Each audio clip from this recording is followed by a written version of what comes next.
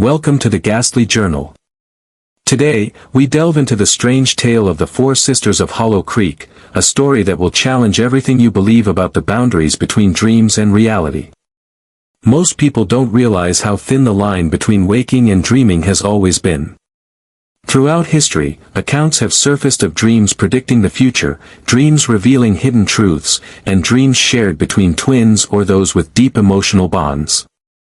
But the phenomenon I'm about to share with you stretches the fabric of what we consider possible far beyond these familiar occurrences. Our story begins in the small, isolated town of Hollow Creek, a place nestled in the shadow of the Appalachian Mountains. Here, fog clings to the ground like desperate fingers, and the dense surrounding forest seems to swallow sound itself. It's the kind of town you might drive through without a second glance. A gas station, a diner, a small grocery store, and homes weathered by too many harsh winters. This is a town where everyone knows everyone else's business. And yet, secrets still manage to take root and grow in the shadows. It was here that the Morgan sisters, Eliza, Catherine, Margaret, and Rose, experienced something that defies all explanation. A phenomenon began in their childhood, continuing unbroken for 12 years, binding them together in ways that went far beyond normal sibling bonds, drawing them inexorably toward a destiny none could have imagined. Hollow Creek wasn't always the subject of whispered conversations. Once, it was just another forgotten dot on the map, a town whose economy struggled after the local mill closed in the late 1980s. The only thing that set it apart was Blackwater Lake, a nearly perfect circular body of water so deep that local legend claimed it had no bottom. Like a dark mirror, the lake sat at the edge of town, reflecting the dense forest that surrounded it on three sides. The locals maintained an uneasy relationship with Blackwater Lake. It provided trout for fishing enthusiasts and was a swimming spot during the oppressive summer heat. Yet few ventured out to its center. Boats that did often reported strange equipment malfunctions, compasses spinning wildly, depth finders showing impossible readings, motors stalling for no reason. Children were warned not to swim alone, not because of conventional dangers like currents or undertow, but because of whispered stories. Stories of swimmers feeling something brush against their legs, something large that shouldn't be there. The Morgan family lived in a Victorian house at the end of Willow Street, the last property before the road gave way to the forest path leading to Blackwater Lake. 3 stories tall the house stood, with a wraparound porch and gables that cast long shadows across the overgrown lawn. Paint peeled from the clapboard siding in long curls, revealing the weathered wood beneath. The locals called it the Pierce Place, named for the family that had owned it for generations before the Morgans moved in. Richard Morgan, a history professor who taught at the community college in the next town over, had moved his family to Hollow Creek when his wife, Eleanor, inherited the house from her grandmother. A quiet, thoughtful man with prematurely gray hair and wire-rimmed glasses, Richard had initially been reluctant to uproot their lives for a house in the middle of nowhere. But the inheritance had come at a fortuitous time. With his academic salary, the cost of living in the city had become prohibitive, and they needed more space for their growing family. Eleanor Morgan was a different story. Unlike her husband, she held childhood memories of summers spent at the old house with her grandmother, Agatha. She remembered running through the sprawling rooms, exploring the attic with its trunks full of yellowed photographs and strange artifacts, and listening to her grandmother's stories on the porch as twilight descended and fireflies began to dance across the lawn. For Eleanor, moving to Hollow Creek felt like a homecoming. The 4 Morgan daughters were each born 2 years apart. Eliza, the eldest at 18, was followed by Catherine at 16, Margaret at 14, and Rose, the youngest, at 12. As different as sisters could be, they were each carving out her own distinct identity within the family. Eliza, with her long dark hair and serious gray eyes, was studious and responsible, her nose always in a book. She planned to study literature at college and become a professor like her father. Even as a child, she had possessed an old soul, preferring the company of adults to children her own age. The locals described her as intense, though they meant it as a compliment. Mostly. Catherine was the artist of the family, dreamy and sensitive, forever sketching in her notebooks or painting watercolors by the lake. Her room was a chaotic explosion of half-finished canvases, dried paint tubes, and reference books on art history. With her auburn hair often tied up in a messy bun and paint-stained fingers, she moved through life as if perpetually distracted by visions only she could see. She felt things deeply, crying at sad movies and spending hours composing letters of protest when she learned of injustices in the world. Margaret, practical and blunt, had little patience for what she called Catherine's dramatic tendencies. With her mother's blonde hair cut in a practical bob and a preference for flannel shirts and jeans, Margaret was the one who fixed broken appliances, changed flat tires, and kept meticulous records of the family finances in a spreadsheet. Excelling in science and mathematics, she dreamed of becoming a doctor or a researcher. When she made up her mind about something, wild horses couldn't change it. And then there was little Rose, the baby of the family, quiet and watchful with wide brown eyes that seemed to take in everything. Where her sisters were forthright in their own ways, Rose observed and absorbed. She spoke rarely, but when she did, her insights, with their startling perception, often startled the adults around her. She collected things, feathers, interesting stones, seed pods, snippets of conversation overheard and meticulously recorded in tiny notebooks. The local librarian had taken a special interest in Rose, feeding her insatiable curiosity with books far beyond her grade level. What bound these different personalities together? What made the Morgan sisters inseparable despite their differences was the one thing they never spoke about outside their family, the dreams they shared. It began the night after their grandmother's funeral, 12 years ago. Eleanor's grandmother, Agatha Pierce, had been a fixture in Hollow Creek for as long as anyone could remember. Some said she was as old as the town itself, though that was surely an exaggeration. What wasn't exaggerated was her knowledge of local history and folklore. She was the keeper of stories, the one who remembered the things others forgot or chose to ignore. Agatha had lived alone in the big house on Willow Street since her husband's death decades earlier. The locals regarded her with a mixture of respect and wariness. They came to her for her herbal remedies, teas for insomnia, poultices for arthritis, tinctures for anxiety, and for her advice, which had an uncanny way of proving prescient.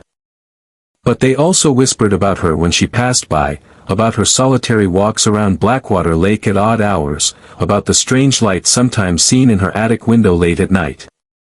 When Eleanor announced that the family would be moving into her grandmother's house after Agatha's death, there had been concerned looks and hesitant warnings from the townspeople. "That old house has a history," they said. "Strange things have happened there." But Eleanor had dismissed their concerns as small-town superstition. Agatha's funeral had been a small affair, attended primarily by family and a handful of elderly residents who had known her in her youth. It was held on a sweltering August day, the kind where the air hangs heavy and still, and even breathing feels like work. The four Morgan sisters, then aged 6 to 12, had stood solemnly beside the grave in their black dresses, watching as their great-grandmother's simple pine coffin was lowered into the ground. The unusual part came afterward.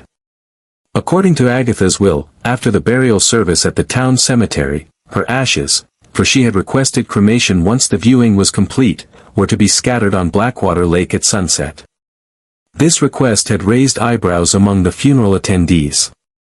Cremation was uncommon in the conservative rural community, and the specific instructions about the lake seemed odd to everyone except Eleanor, who had insisted on honoring her grandmother's wishes exactly.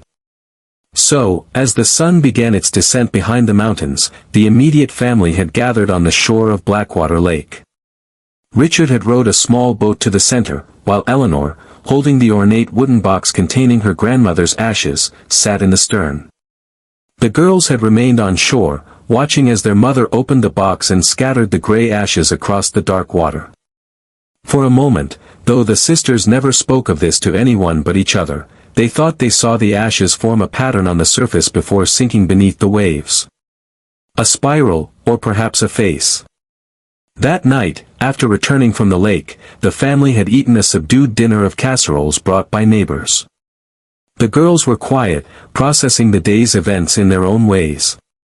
Eliza had retreated to her books. Catherine had sketched idly in her notebook. Margaret had organized and reorganized the condolence cards. And Rose had simply watched the others, her brown eyes solemn. No one expected what happened next. Around midnight, Eliza, who was 6 at the time, woke up screaming. Her parents rushed to her room to find her sitting upright in bed, her eyes wide open but unseeing. She appeared to be in a state between sleeping and waking, conscious enough to speak, but not fully aware of her surroundings. "The lady in the water," she kept saying, her voice high and frightened. "The lady in the water wants to show us something." Richard and Eleanor exchanged worried glances. Nightmares were to be expected after such an emotionally draining day, especially for a sensitive child like Eliza. They soothed her, assured her it was just a dream, and stayed with her until she fell back into a more peaceful sleep. But at breakfast the next morning, Catherine, only 4 years old then, began describing a dream she'd had. A dream identical to Eliza's in every detail. A lady with long dark hair floating in black water, beckoning, wanting to show them something hidden beneath the surface. The sisters stared at each other across the kitchen table, recognition dawning in their young faces. "You saw her, too," Eliza whispered, her spoonful of cereal forgotten halfway to her mouth. Catherine nodded solemnly. "She had sad eyes," she said. "Blue-gray, like the sky before it rains." Eleanor felt a chill run down her spine. Coincidence, she told herself. The girls had been through a funeral, had witnessed the scattering of ashes on the lake. Their subconscious minds were processing these unusual events in similar ways. That was all. But within the week, Margaret and even little Rose, barely more than a toddler, were having the same dream. 4 sisters, 4 identical dreams. Night after night. "She wants to show us the people under the water," Rose announced one morning, her child's voice matter-of-fact, as she arranged her toast into precise triangles. "They're waiting for something." Richard and Eleanor were concerned, but not alarmed at first. Children often shared fantasies, especially siblings as close as theirs. Eleanor took them to see Dr. Harris, the town's aging physician, who had delivered all 4 girls. He listened to their descriptions of the shared dreams with professional interest, making notes in their files and asking gentle questions about how they were coping with their great-grandmother's death. "It's a form of shared grief response," he suggested, leaning back in his creaking office chair. "Not common, but not unheard of, especially in siblings with strong emotional bonds. The subconscious mind works in mysterious ways, particularly in children who don't have the emotional vocabulary to process loss." He prescribed a mild sedative for bedtime, something to help them sleep more deeply and hopefully interrupt the dream cycle. But it didn't stop the dreams. If anything, they became more vivid, more detailed, more consistent across all 4 sisters. In these shared dreamscapes, the 4 sisters would find themselves standing on the shore of Blackwater Lake at midnight. The setting was familiar yet transformed. The trees were taller and more ancient. The mountains in the distance were sharper and somehow closer. The moon would be full, casting a silver light across the water that seemed to penetrate its depths rather than reflect off its surface. And then she would appear, a woman rising from the center of the lake, her long dark hair floating around her like seaweed, her pale dress billowing in an unseen current. Her face changed slightly in each sister's telling. Eliza described her as elderly but dignified. Catherine saw her as middle-aged and sorrowful. Margaret insisted she was young but with ancient eyes. And Rose simply said, she looked like us, but not us. Despite these variations, all 4 agreed on the color of her eyes, the color of the sky before a storm, a phrase they all used independently.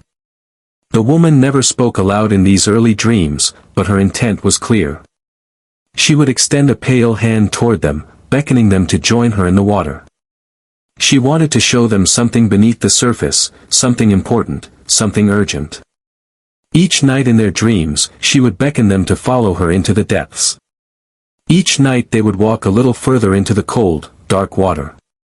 First to their ankles, then their knees, then their waists. And each morning they would wake with the same whispered phrase on their lips, "What lies beneath must rise again." Eleanor began keeping a journal of the dreams, noting their similarities and differences, trying to find patterns or explanations. Richard searched academic databases for case studies of shared dreams or collective unconscious experiences, but found nothing that quite matched what his daughters were experiencing. They considered environmental factors. Could there be something in the house? Some kind of gas leak or mold affecting the girls' brain chemistry? But tests came back negative. The local pastor suggested the dreams might have a spiritual component. Perhaps the girls were being called to some divine purpose. A psychic from the next town over, consulted in secret by Eleanor, warned that the old house sat on a thin spot between worlds and advised burning sage in each room.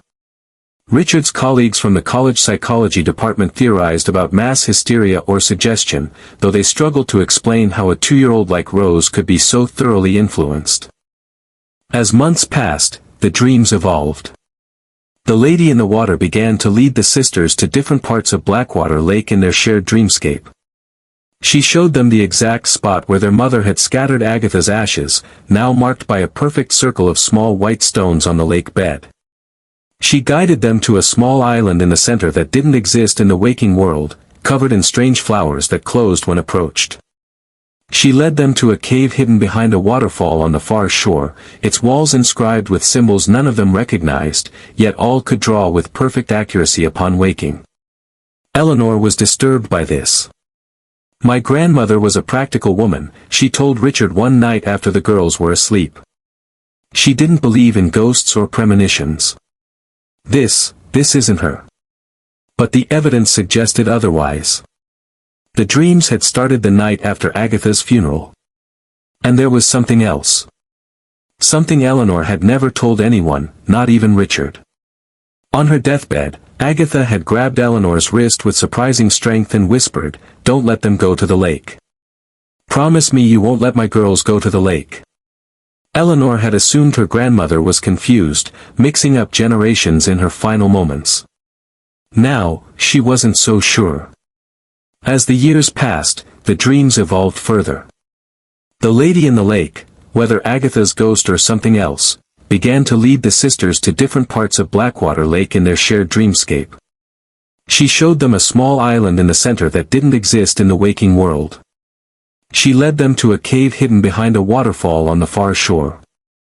And most disturbingly, she began to show them glimpses of what lay beneath the surface of the lake, a structure, vast and ancient, its architecture unlike anything human hands had built. The Morgan sisters kept detailed journals of their dreams, comparing notes each morning at breakfast.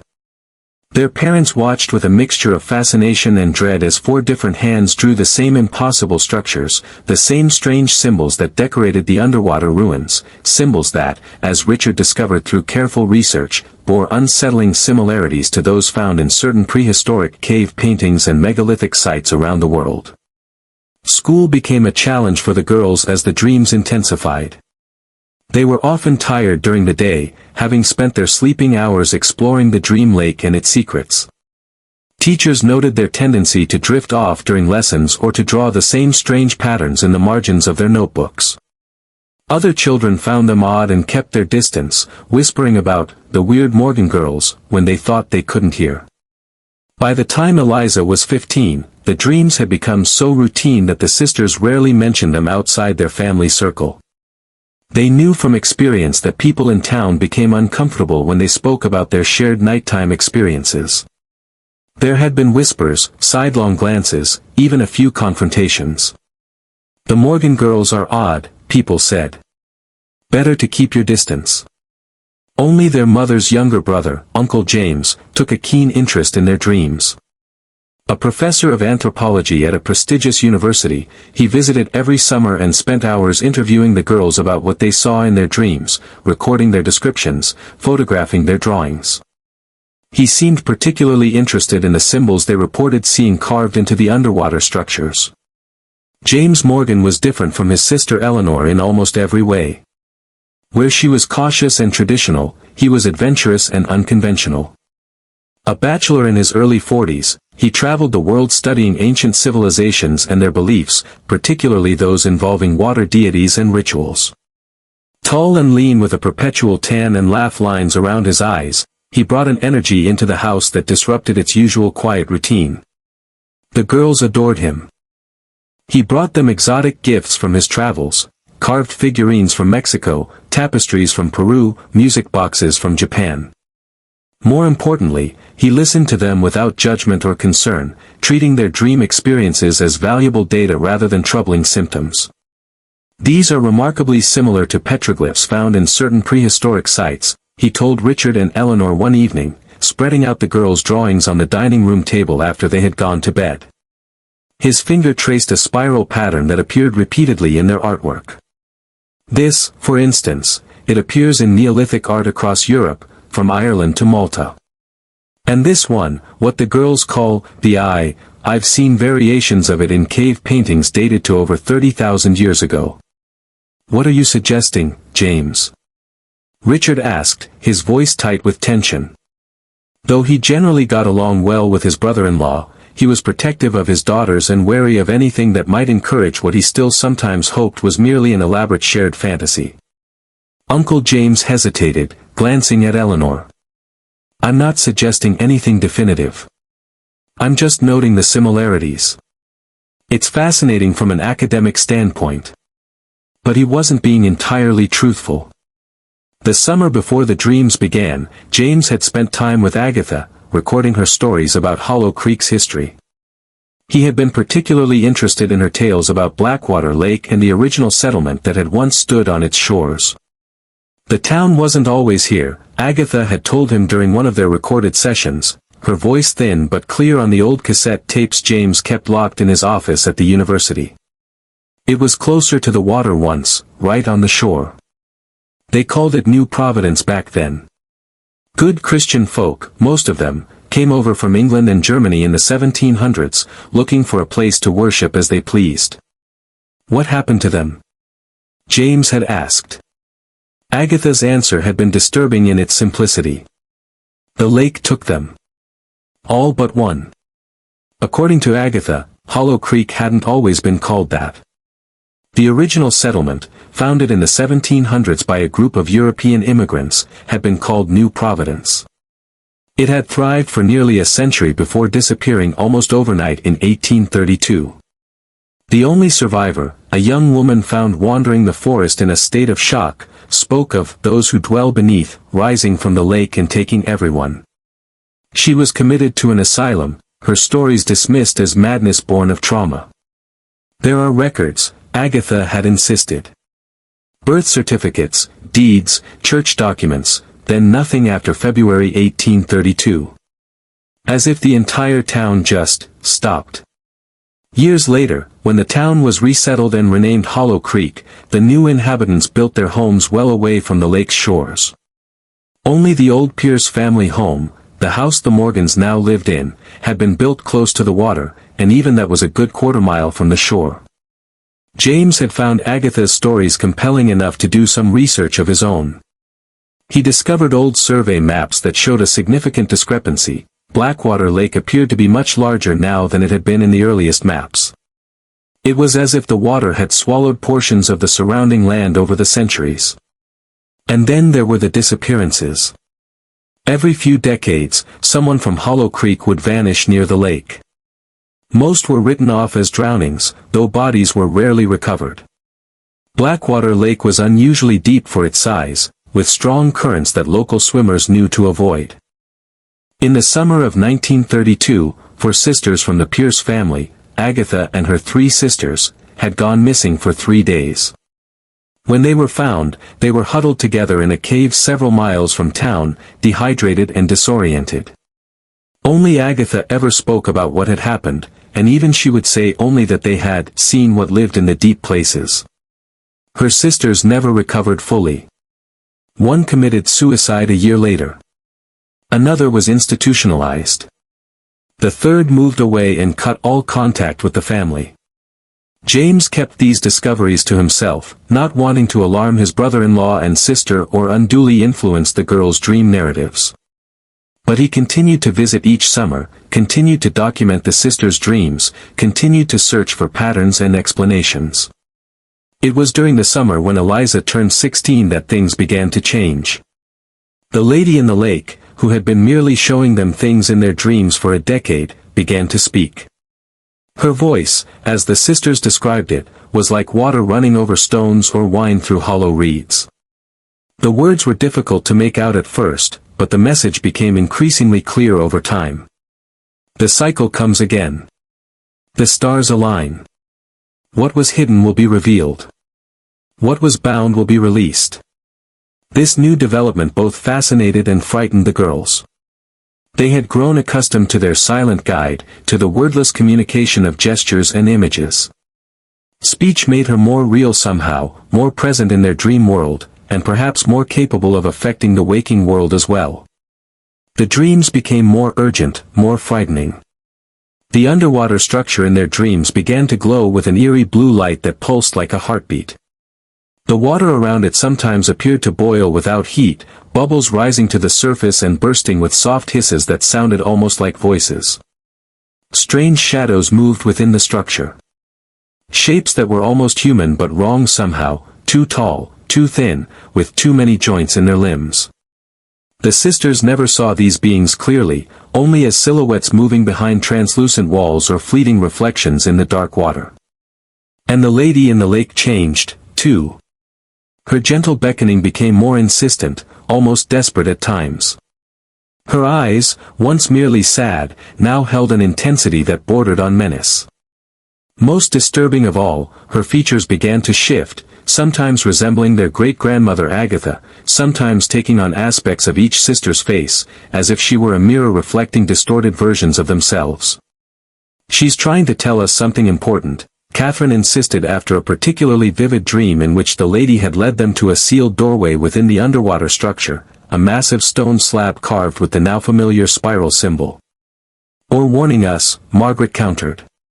"Maybe she doesn't want that door opened." The psychological toll became evident. Eliza, now approaching her senior year of high school, began to sleepwalk, always heading in the direction of the lake before her parents caught and redirected her.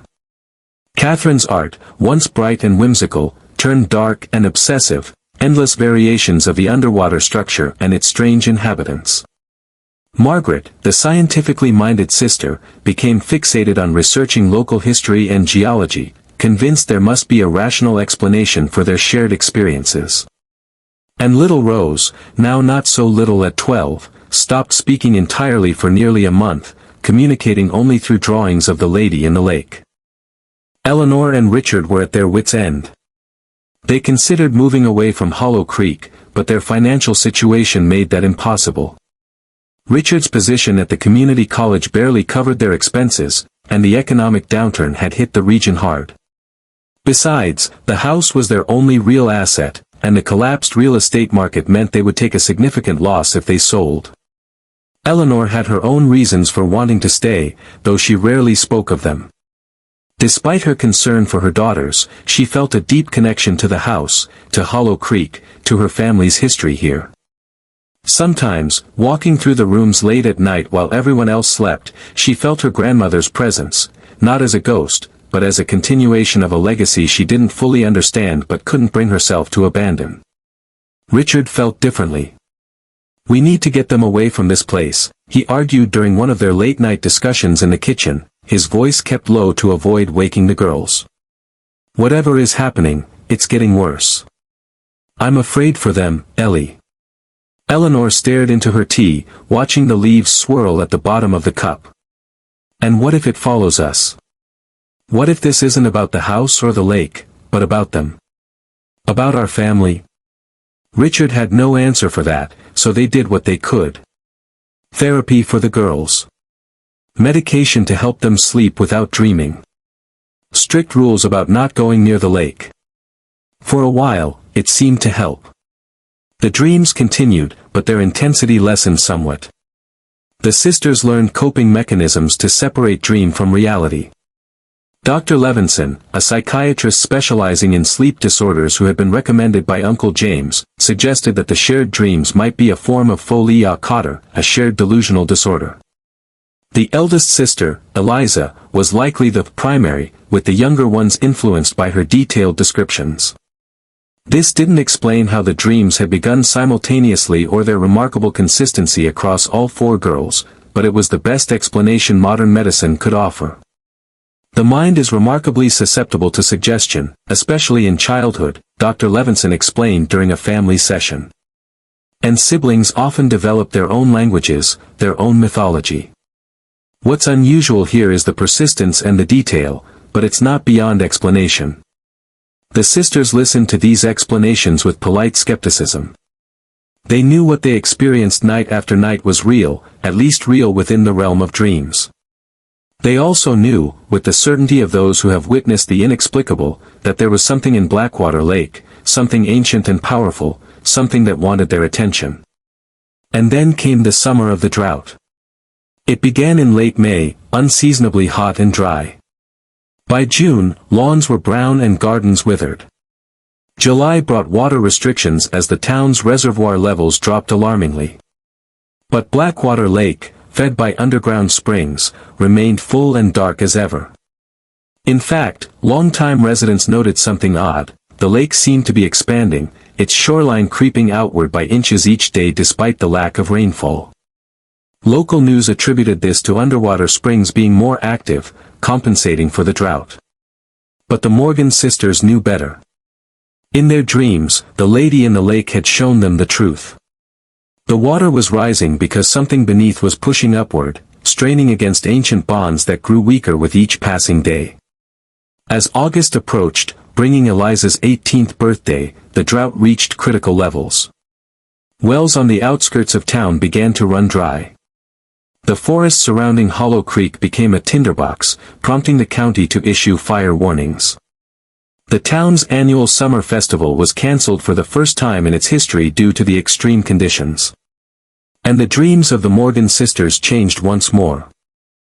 Now, night after night, they dreamed of the lady in the lake standing on their front porch, dripping water, pointing toward the lake, her mouth open in a silent scream. They dreamed of the underwater structure breaking apart, releasing whatever was contained within. They dreamed of Hollow Creek consumed by water, the buildings collapsing, the people transformed into those same strange, elongated creatures they had glimpsed in the depths. The message changed, too. Time runs short. The binding weakens. Come to me before it's too late. Uncle James arrived for his annual visit 2 weeks before Eliza's birthday. He noticed the change in the girls immediately. The dark circles under their eyes, the nervous energy that seemed to vibrate through them, the way they would stop talking when adults entered the room. That evening after dinner, he found them huddled in Eliza's bedroom, their journals and drawings spread across the floor. "May I?" he asked, gesturing to the collection. The sisters exchanged glances, then nodded. James sat cross-legged on the floor with them, picking up drawings and reading journal entries with an anthropologist's careful attention to detail. "The dreams are different now," Eliza said after a while, breaking the silence. "More urgent. Something's going to happen soon." James nodded, studying a particularly detailed drawing of the underwater structure. "These symbols along the doorway, they're similar to those found at Göbekli Tepe, a site in Turkey that predates Stonehenge by about 6,000 years. What does that mean?" Catherine asked, her artistic interest piqued. "It means whatever you're seeing in your dreams has connections to some of the oldest human civilizations we know of." James hesitated, then continued. "Or perhaps it would be more accurate to say that those civilizations had connections to whatever you're seeing." Margaret leaned forward, her practical nature giving way to intense curiosity. "You believe us? You think what we're seeing is real?" James chose his words carefully. "I think you're experiencing something genuine. Whether it's a shared psychological phenomenon or something more unconventional, I can't say for certain. But the consistency of the symbols, the architectural details, they match too closely with actual archaeological findings to be coincidence." Rose, who had been silently arranging stones in a spiral pattern on the bedroom floor, spoke up. "They're getting stronger. The ones behind the door. They're pushing." James glanced at her arrangement, a perfect replica of the spiral symbol that appeared throughout their drawings. "Who are they?" Rose. The old ones, she replied, her voice distant, as if reciting something memorized. The ones who came before. The ones who wait beneath. A chill ran through the room despite the summer heat. James looked at each of the girls in turn, seeing the knowledge in their eyes. Knowledge no children should possess, no matter how precocious. "Has the lady in the lake told you what she wants you to do?" he asked quietly. Eliza nodded. "She wants us to come to the lake. On my birthday. All 4 of us. She says." Catherine's voice dropped to a whisper. "She says we're the key. Our blood." James felt the hair rise on the back of his neck. There were stories, ancient stories from cultures around the world, about blood sacrifices to appease water deities, about virgin maidens given to lake monsters or sea serpents. But surely that couldn't be what was happening here. Not in modern America. Not to his nieces. "Don't tell Mom and Dad," Catherine pleaded. "They'll try to stop us." "Stop you from what, exactly?" James asked, though he feared he already knew the answer. "From doing what we have to do," Margaret said simply. "From saving everyone." The night before Eliza's 18th birthday, Eleanor found her daughters huddled together in Eliza's room at midnight, their faces pale in the moonlight streaming through the window. They had been avoiding her all day, speaking in whispers that stopped whenever she came near, exchanging significant glances across the dinner table. A mother's intuition told her something was very wrong. "We have to go to the lake," Eliza said, her voice oddly calm when Eleanor confronted them. "All of us. Tonight." "She's right, Mom," Catherine added. "She's warning us now, not beckoning. Something's going to happen." Eleanor felt a chill that had nothing to do with the night air.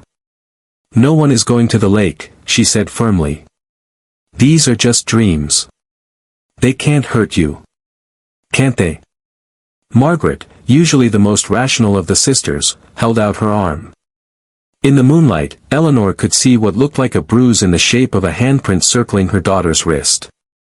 "I didn't have this when I went to bed." "And look at this," Rose said, speaking up for the first time in days. She pulled up her nightgown to reveal similar marks on her ankles. "She tried to drag me into the water tonight. She's never done that before." Eleanor stared at the bruises, her mind refusing to process what she was seeing. "Your father needs to see this," she said finally. "Wait here." But when she returned with Richard a few minutes later, the girls' room was empty.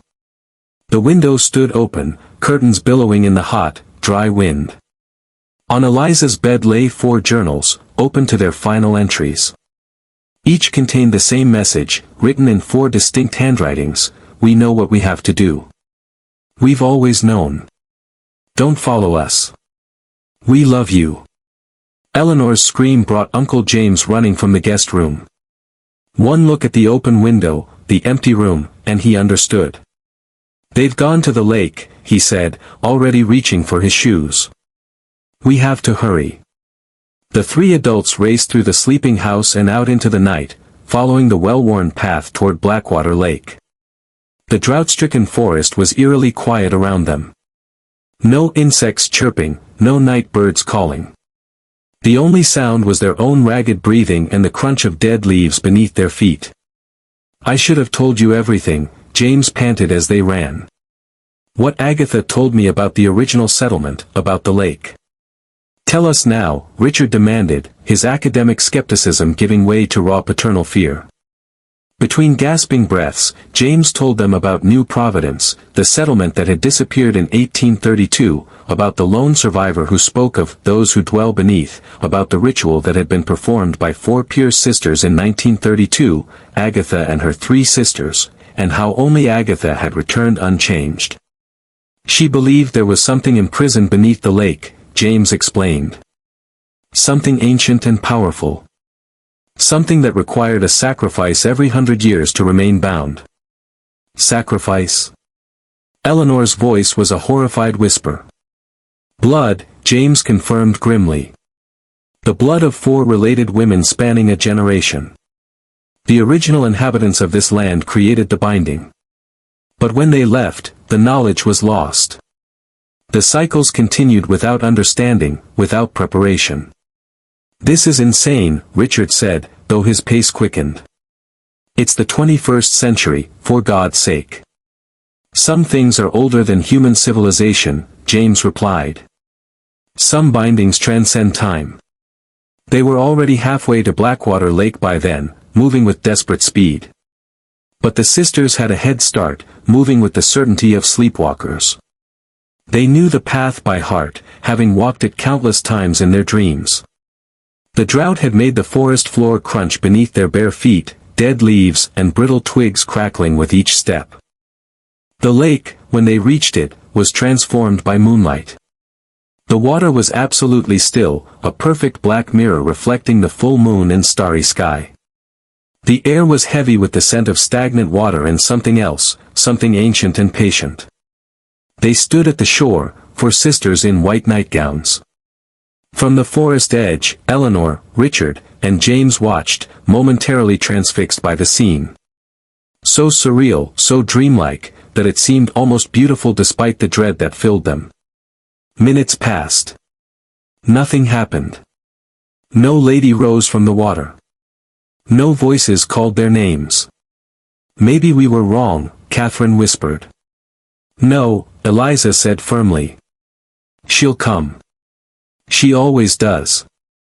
As if in response to her words, the surface of the lake began to ripple. A gentle disturbance at first, growing stronger until waves lapped at their feet. The center of the lake began to churn, water spiraling downward as if a plug had been pulled from the bottom. And then she emerged, not rising from the depths as she did in their dreams, but walking toward them across the surface of the water. Her long dark hair was dry now, floating around her as if she were still submerged. Her white dress, similarly unaffected by the water, billowed around her thin frame. Her face, their faces, Agatha's face, all and none of them, was set in an expression of desperate urgency. "The binding breaks," she said, her voice somehow inside their heads rather than carried by the air. "What was imprisoned will be free. What was forgotten must be remembered." Behind her, the water continued to spiral downward, revealing glimpses of something massive beneath. Stone structures. Strange geometries. Pulsing blue light. "Who are you?" Eliza called out, her voice steady despite her fear. "What do you want from us?" "I am the guardian. I am the warning.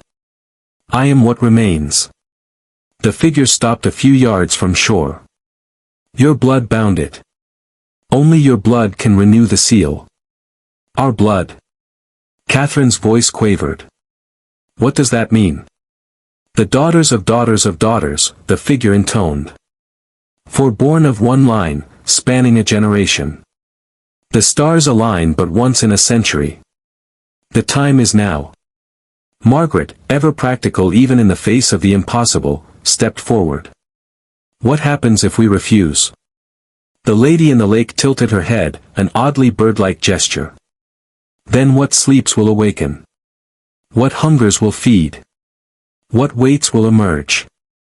As if to emphasize her words, a massive, tentacle-like appendage broke the surface of the spiraling water, its skin gleaming wetly in the moonlight.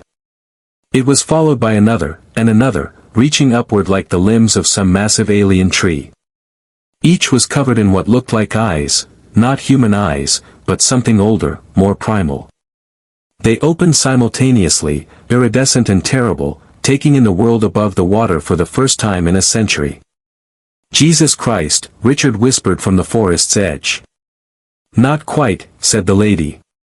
And for a moment, her face seemed almost amused. "Something much older. Something that was here before your kind learned to speak. Before you learned to dream. Something that taught your ancestors to fear the dark waters."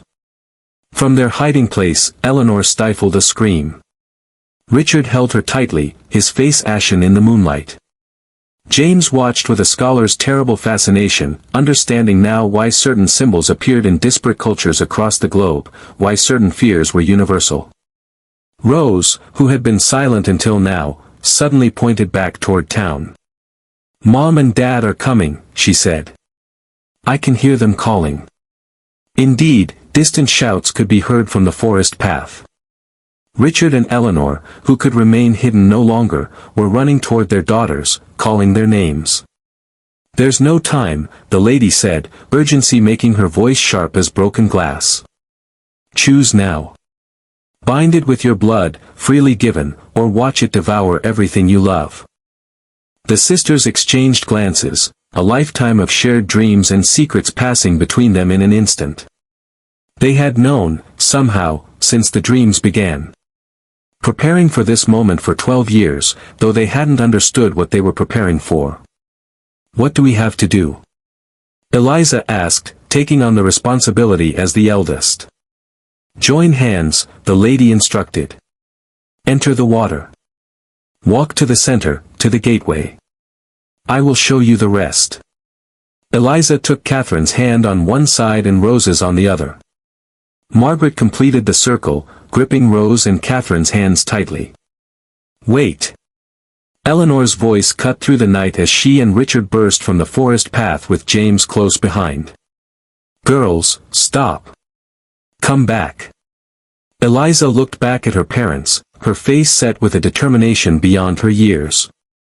"It's okay, Mom. We understand now. Great-grandmother Agatha showed us everything. We know what to do." "No." Eleanor lunged forward, but Richard caught her arm, holding her back. There was something in his expression, a dawning recognition, a terrible understanding. "Richard, let me go. We have to stop them." "Look at the water, Ellie," he said quietly. "Look at what's coming out." More of those massive appendages had emerged from the spiraling center of the lake. Their movements were becoming more coordinated, more purposeful. Where they touched the shore, the ground blackened and smoked. The air filled with an acrid smell, like burning metal and rotting vegetation combined. "We'll be back, Mom," Catherine called, though her voice trembled with uncertainty. "She promised." "This is what we've been preparing for all these years," Margaret said. "Don't do this," James shouted, finding his voice at last. "There must be another way." But the lady in the lake shook her head. "There is no other way. The binding requires willing sacrifice. It always has." And with that, the four sisters stepped into the water, still holding hands. The lady in the lake glided backward before them, leading them toward the center, toward the spiraling vortex, toward the partially revealed structure with its pulsing blue light. Richard, Eleanor, and James could only watch in horror as their daughters waded deeper. The black water rising to their knees, their waists, their chests. When it reached their shoulders, the sisters paused and looked back one last time, their faces oddly peaceful. "Remember us," Eliza called back, her voice carrying clearly across the water. "Tell our story." Then they ducked beneath the surface in perfect unison, and were gone. The lady in the lake remained visible for a moment longer, her expression solemn as she regarded the devastated parents on the shore. "The price is always high," she said, her voice in their minds now, too. "But the alternative is unthinkable." Then she, too, sank beneath the dark water, which began to calm immediately. The spiraling vortex slowed and stopped. The massive appendages retreated into the depths. Within minutes, Blackwater Lake was once again a perfect mirror reflecting the night sky, as if nothing unusual had happened. Richard and Eleanor stood on the shore until dawn, hoping against hope that their daughters would resurface. They didn't. No bodies were ever found, despite an extensive search by local authorities and volunteers. Divers reported strange currents that prevented them from reaching the center of the lake, and sonar equipment malfunctioned when pointed at certain areas of the lake bed. Eventually, the search was called off, and the Morgan sisters were officially declared missing, presumed drowned. Blackwater Lake kept its secrets, as it always had. In the months that followed, Richard threw himself into researching the history of the lake and the town, driven by a desperate need to understand what had happened to his daughters. He spent long hours in local archives, interviewed elderly residents, and corresponded with historians and anthropologists across the country. Uncle James provided what help he could, though he had returned to his university position, haunted by what he had witnessed and his own role in the tragedy. Eleanor, meanwhile, retreated into a grief so profound it nearly destroyed her. She rarely left the house, spending her days sitting on the porch staring in the direction of the lake, or wandering from room to room, touching her daughter's possessions, Eliza's books, Catherine's paintings, Margaret's science equipment, Rose's collection of strange objects. Sometimes, neighbors reported seeing her at the lakeshore at dawn, calling her daughters names.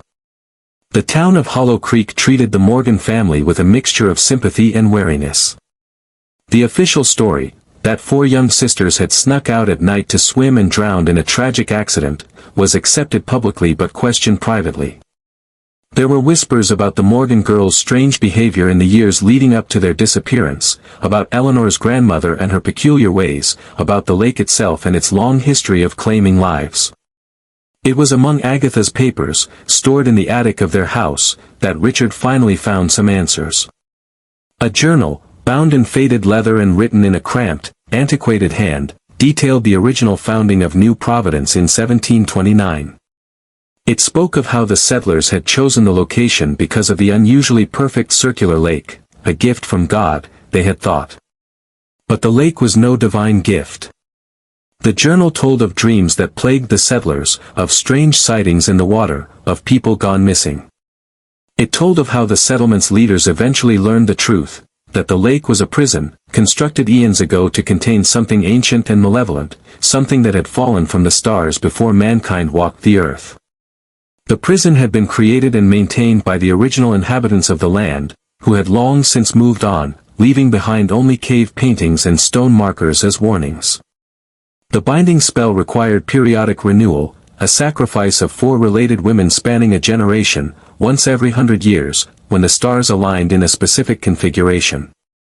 The last such alignment had been in 1832, when the entire settlement of New Providence had been destroyed because the ritual had not been performed in time. Only one young woman had survived to tell the tale. The journal's author, Agatha Pierce's grandmother. The journal ended with a desperate plea, "To any who find this record, heed my warning. The lake hungers. The stars will align again. For must go willingly to renew the binding, or all will be lost. May God forgive us for what we have learned, for what we must do." 100 years later, in 1932, 4 sisters from the Pierce family, Agatha and her 3 sisters, had entered Blackwater Lake during another drought, another alignment of the stars. They had renewed the binding, but only Agatha had returned, forever changed by what she had witnessed in the depths. Her sisters had remained below, becoming part of the binding itself. And now, 100 years after that, the Morgan sisters had done the same. There were other documents in the attic, letters between Agatha and various scholars, drawings that looked remarkably similar to those the Morgan sisters had made, newspaper clippings about mysterious events at the lake over the decades. Together, they painted a picture of a family burdened with terrible knowledge and an even more terrible responsibility. Richard shared his discoveries with Eleanor, hoping it would provide some measure of peace, knowing their daughters had saved not just Hollow Creek, but perhaps much more. It didn't. Not really. What mother could find peace in such a sacrifice? But life continued, as it must. The drought broke the day after the girls disappeared, rain falling in torrents for a week straight. Hollow Creek began to recover, its citizens unaware of how close they had come to annihilation. Richard and Eleanor remained in the house on Willow Street, unable to leave the place where they felt closest to their lost daughters. They became the keepers of the story, the guardians of the truth, though they shared it with very few. Uncle James returned to his academic work, but his focus shifted to studying water deities and ritual sacrifices across different cultures. He published several influential papers on the subject, though he never directly referenced what had happened at Blackwater Lake. One night, exactly a year after the girls had walked into the lake, Eleanor woke to find a puddle of water on the floor beside her bed. Wet footprints led from the puddle to the window, which stood open, though she distinctly remembered closing it before bed. On the windowsill lay 4 small objects: a piece of sea glass worn smooth by water, a perfectly preserved starfish unlike any native to nearby waters, a coin made of some unidentifiable metal, bearing strange symbols, and a pearl of unusual size and luster that seemed to glow faintly in the darkness. Eleanor knew with a certainty that defied logic that these were messages from her daughters. They were alive, after a fashion. Somewhere beyond the gateway at the bottom of Blackwater Lake. They were together. They were watching. They were waiting. The dreams began for Eleanor that night. Dreams of her daughters moving through vast underwater cities populated by beings both beautiful and terrible. Dreams of ancient knowledge and cosmic mysteries. Dreams of the lady in the lake, who now wore Eliza's face more often than not, teaching them, guiding them, preparing them for what was to come. In these dreams, her daughters appeared changed, yet fundamentally the same. Eliza's eyes now contained the wisdom of centuries. Catherine's artistic talents had expanded to include mediums impossible in the surface world, sculptures of living light, paintings that moved and breathed.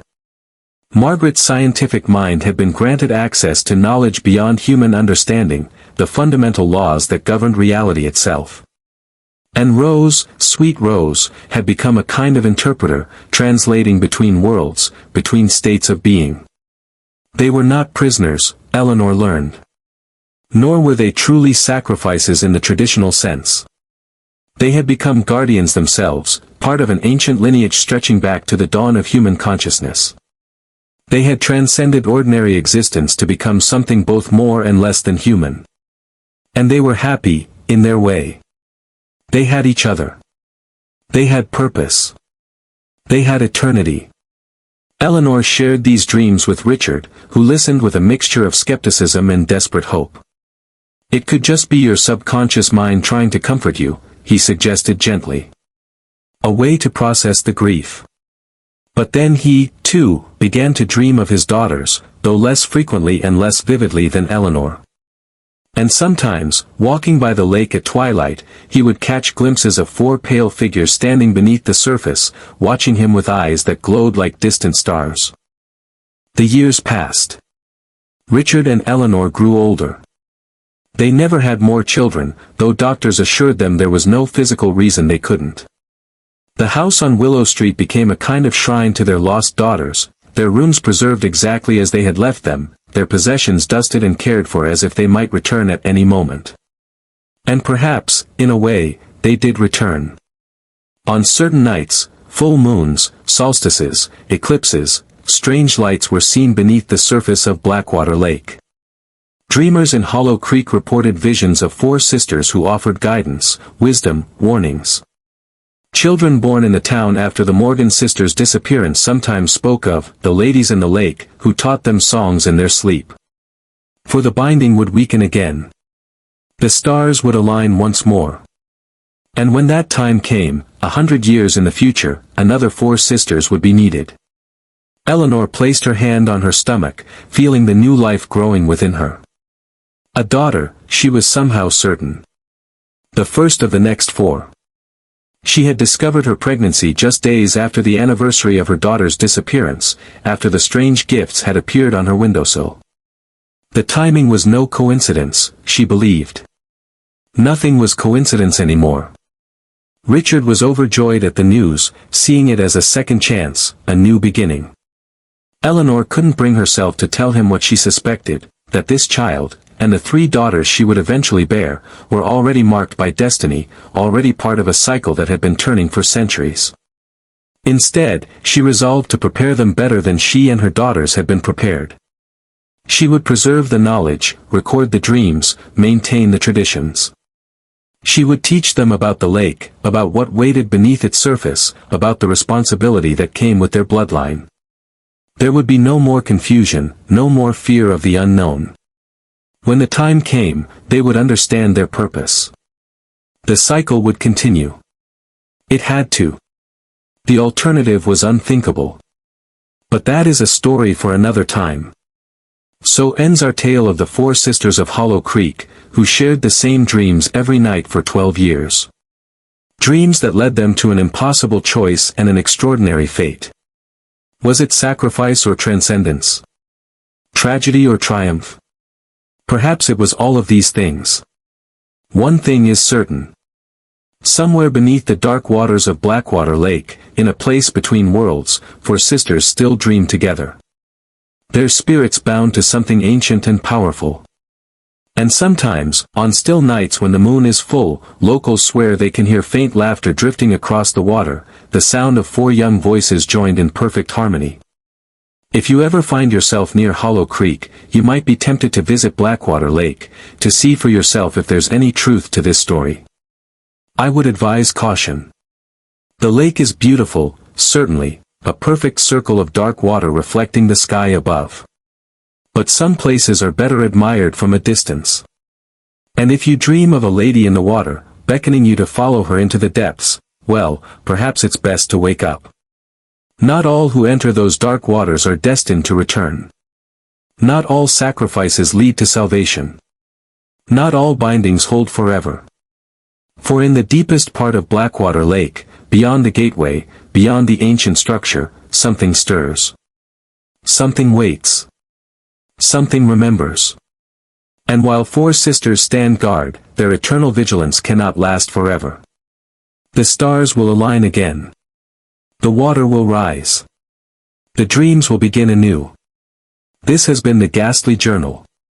Until next time, remember, not all stories are mere fiction, and not all dreams are just dreams. Good night.